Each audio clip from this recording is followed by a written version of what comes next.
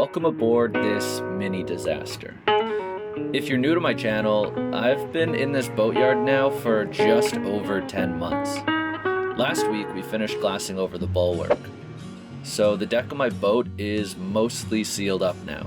This week we'll be starting up on some new projects, but first I need to go run a few errands. I've got to get a few groceries, some sanding discs, and what else? I don't know. We'll see when we get to town. I've got to get across the river in order to get to town. Fortunately, I've got my dinghy for that, but it looks like it rained last night, so it's gonna need to be pumped out.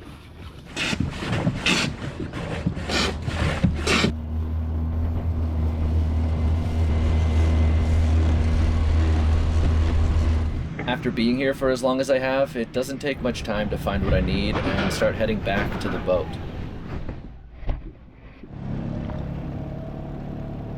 On the way back, however, I start to notice something strange about my dinghy. It seems to be having a hard time getting up on plane and is pulling to the left. I managed to get myself back to the boatyard, pull the dinghy up out of the water, and now it looks like we've got something else to fix. So, the trip to town, I'm recording with my phone right now, hopefully it's okay. Anyways, this isn't supposed to happen. Wow, that's a lot of water.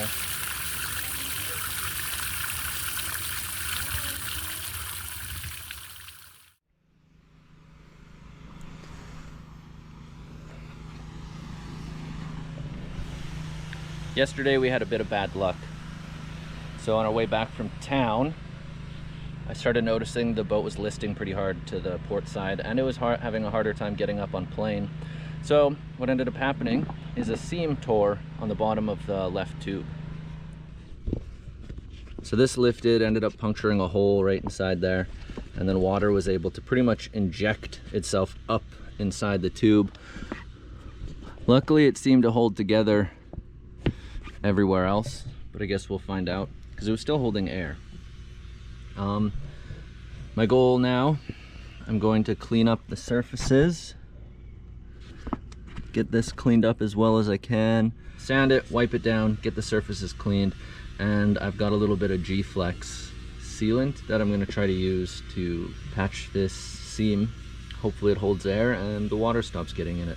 I've got the surface sanded out and acetoned and cleaned up as well as I'm going to get it. I'm going to take these blocks, put some plastic over them, and then clamp the two blocks together. Once I set these on and clamp them down, they're going to create a seal, and with the G-Flex, you should be able to get it to seal properly.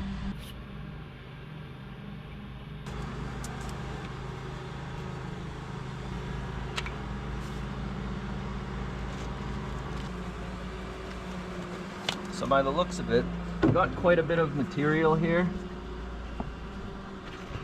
I don't know how well you can see this, but it's sealed from here to here, so I really only need it to be sealed in this spot, but I'm gonna run the G-Flex in through this all the way up to here. Then this guy's gonna go like this. This is gonna go on this side, and then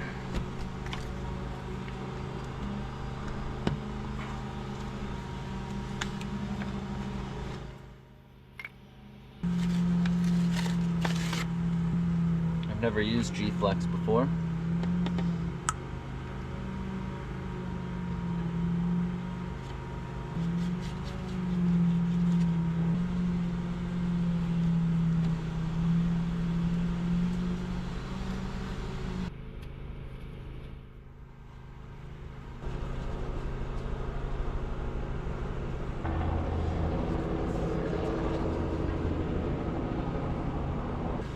All right.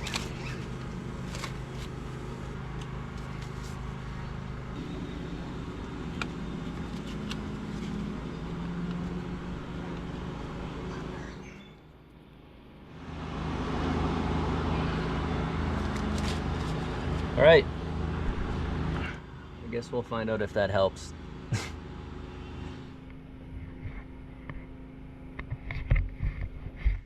It's been about 5 hours since we put the epoxy or G-Flex, whatever you want to call it, on the dinghy. So Let's see how it looks.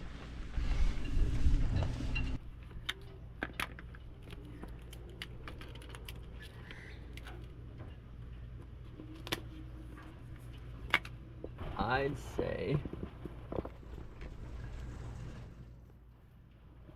it looks pretty good.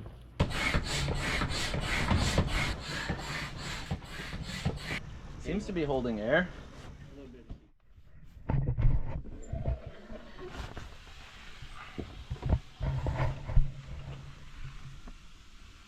So yesterday we finished fairing the last little bit.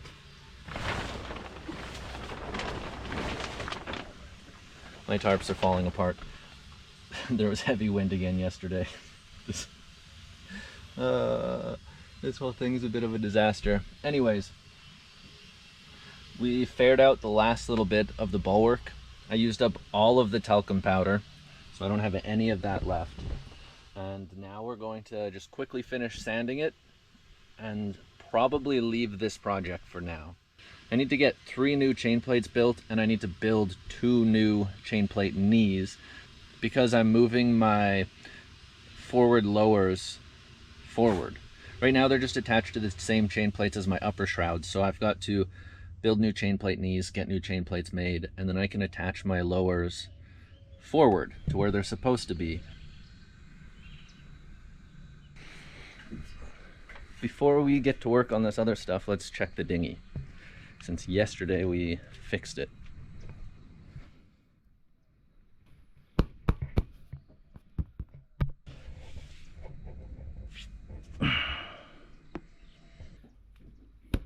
So, because the other side worked so well,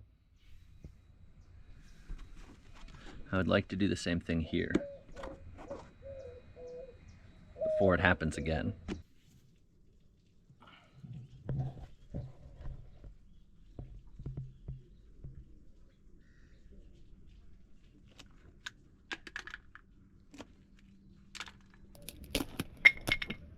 I think it'll be okay. This one didn't have a hole in it to begin with, so it's much better than it was.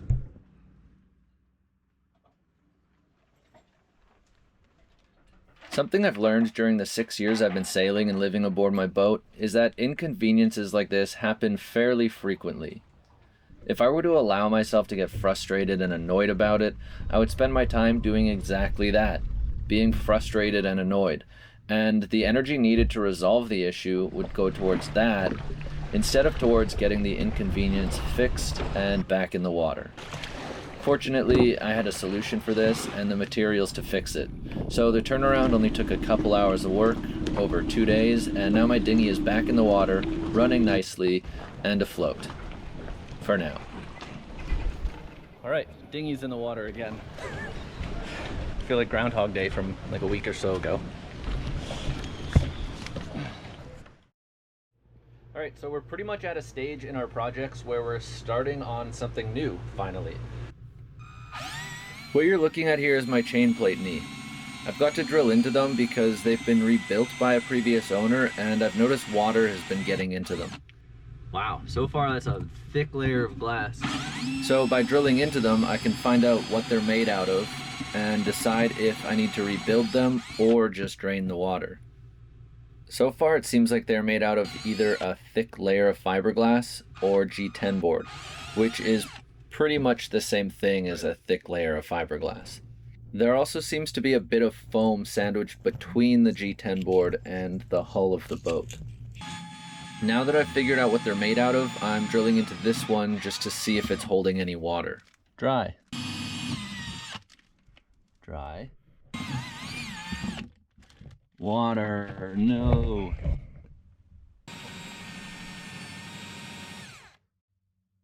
I don't want to accidentally go right through the boat.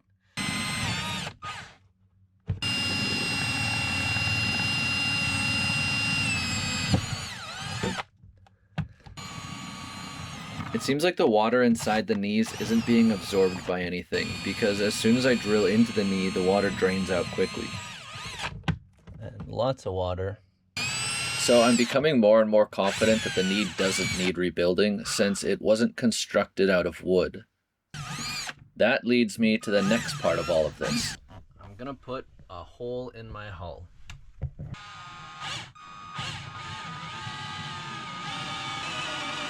Oh, this is such a weird feeling. These knees were designed to have bolts threaded into them, but the threads were only tapped out of the G10 board. A few of these threads have stripped out, so now my plan is to actually through bolt the chain plates. I'm through my boat. There's daylight, there's tuna, and there's daylight. Now I'm gonna go on the outside and we're gonna see how thick the hull is there. There's a hole in my boat. After looking over a few things, I've now fully committed to this plan, so I guess it's time to make 20 new holes in my boat. 2 holes in my boat.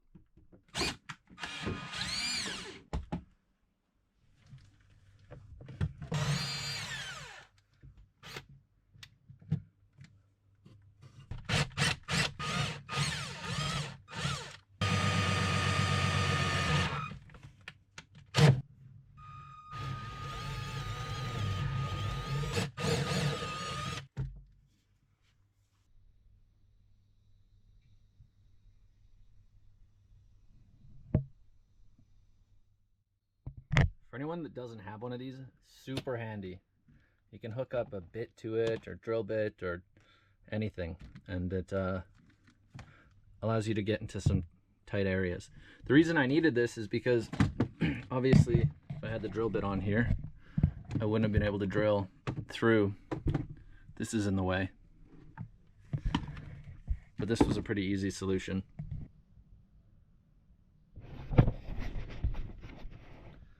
So for the last little while, I've been trying to figure out where I'm going to mount my forward chain plates. As I've discussed earlier, for some reason my boat's only had 2 chain plates per side, so I've had my uppers and my forward lowers attached to the same chain plate. And it's a lot better to have your forward lowers forward of the upper chain plate or upper shroud. That way you can actually have some forward pull on the center of the mast. And I don't have that, so I've always kind of had issues getting my rig tuned nicely. So now we've got the opportunity to build new chain plate knees and get some new chain plates built up. So that's what I'm going to do right now. So if you take a measurement from the backstay chain plate to the forward, it's about 40 inches. That's exactly 40 inches actually. And I've taken some measurements off of other people's boats and then based them on mine. I've actually got a bulkhead right around here, so I can't drill it at 2 feet. Even 27 inches isn't going to work. But my plan was to put it 30 inches from the center of my center chain plate. So if we're measuring off the middle, before making any big changes to a boat like this, it's probably best to consult with the designer of the boat. So I've actually contacted Bob Perry, and he's the one who gave me these measurements. Center to center is 30 inches. So now what I'm going to do, drill out the outsides, and then use the oscillating tool to cut another hole in my boat. I've been putting a lot of holes in my boat recently. And we've got a new hole in the boat. How exciting.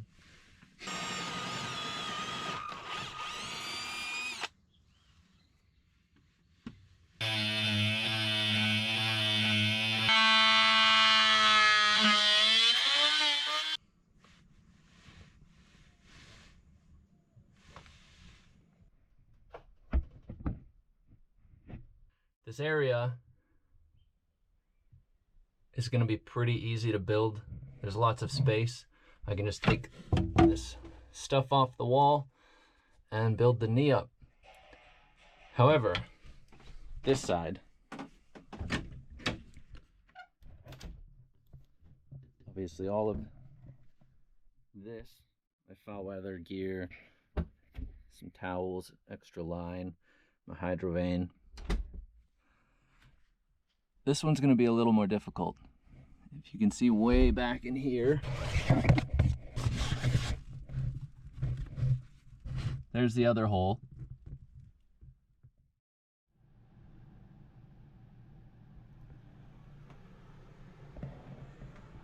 So I haven't really been recording today. I've just been enjoying working on the boat with the camera off, and it's been quite nice.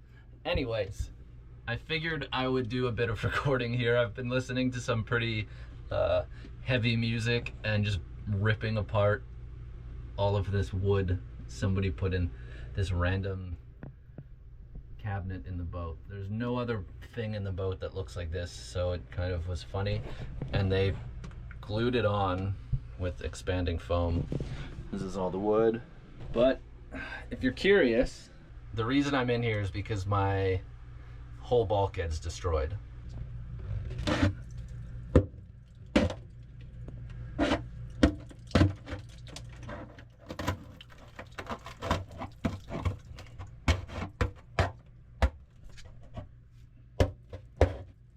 But it's all fine up to here. So you don't really need to rebuild and swap out this whole bulkhead. I've seen people do that before, where they tear apart all the cabinetry, put in a single entire piece.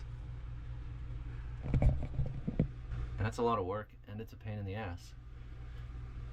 And it doesn't really add that much more strength than fiberglass. So all I'm gonna need to do here, take this piece out.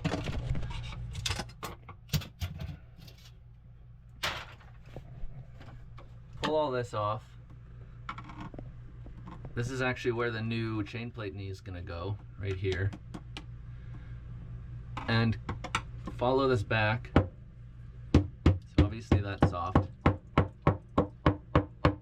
It's nice and solid up to here. So I'll probably just take oscillating tool, cut along the hull,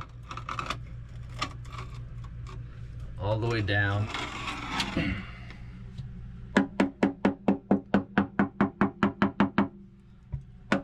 It's still soft all in here. So just follow it all the way down, and then we'll cut a whole section out.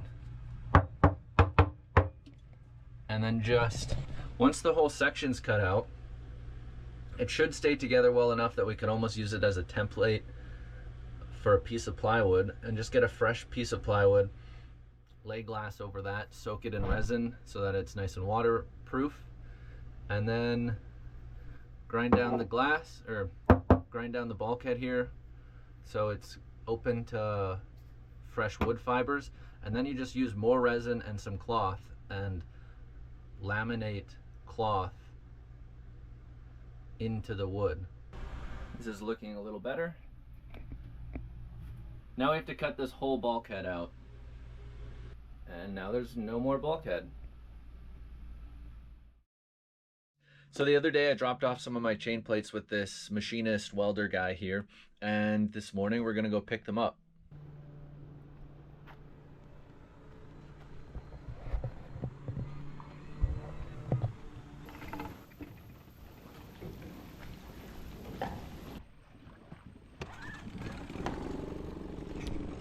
Single pull.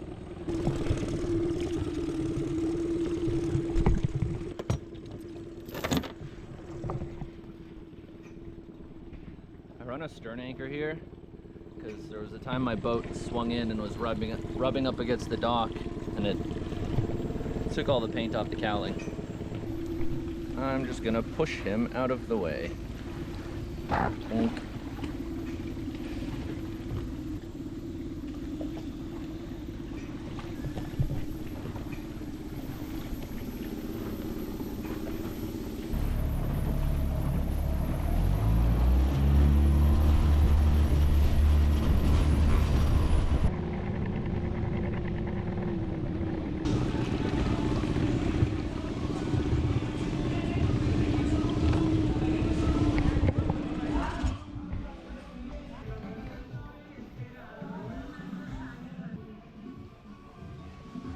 ¿Compró? Sí. Buena.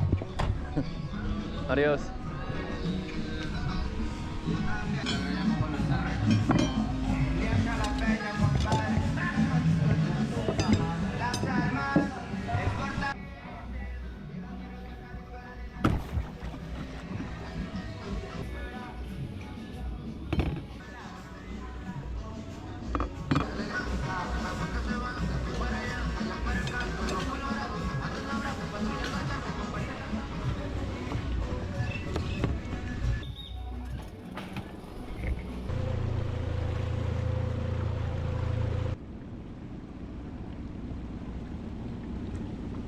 Hello, birdie.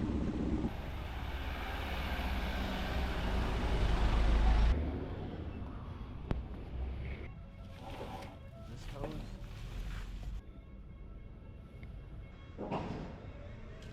Yep. Alright, that cheap hose only cost me like $3, so that's going to be a huge help. I'm going to attach it to the exhaust side of the vacuum and put it out one of the port lights. That way while I'm vacuuming, if any dust gets past the filter, it's just going to push outside the boat and will hopefully make it a little bit cleaner inside. This is the exhaust end of the vacuum and the hose I bought. It's perfect.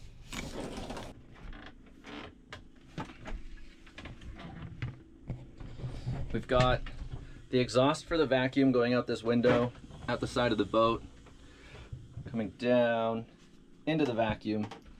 I'm gonna crawl up inside here, have the plastic, and tape myself completely sealed off up against this wall and all the way around. Tape the vacuum in. Right before I fully tape myself in, I'm gonna turn the vacuum on, and then I don't have a lot of room to maneuver the vacuum, but with it on, what I'm hoping is it kind of sucks up the dust that's going to be in the air and then pumps it out of the boat. So this should maybe take half an hour to grind the whole thing down. It's going to be kind of crappy. I'm going to throw a suit on and a face mask and filters and everything. The whole area should be taped off, so I'm hoping this doesn't make that big of a mess, but I guess we'll find out. This bulkhead repair is actually only one of 6 that need to be fixed. 3 of them, including this one, need a large portion of plywood cut out and replaced. 2 of them only need to have some penetrating epoxy injected into them, so I don't know if I'll get around to that right away. And 1 needs a small section cut out, but my propane line's kind of in the way, so yeah, all of this I'll be getting into next episode. So don't forget to subscribe, comment, and like. Yeah, do all those things, it helps me out a lot. Anyways, thanks guys, see you next week.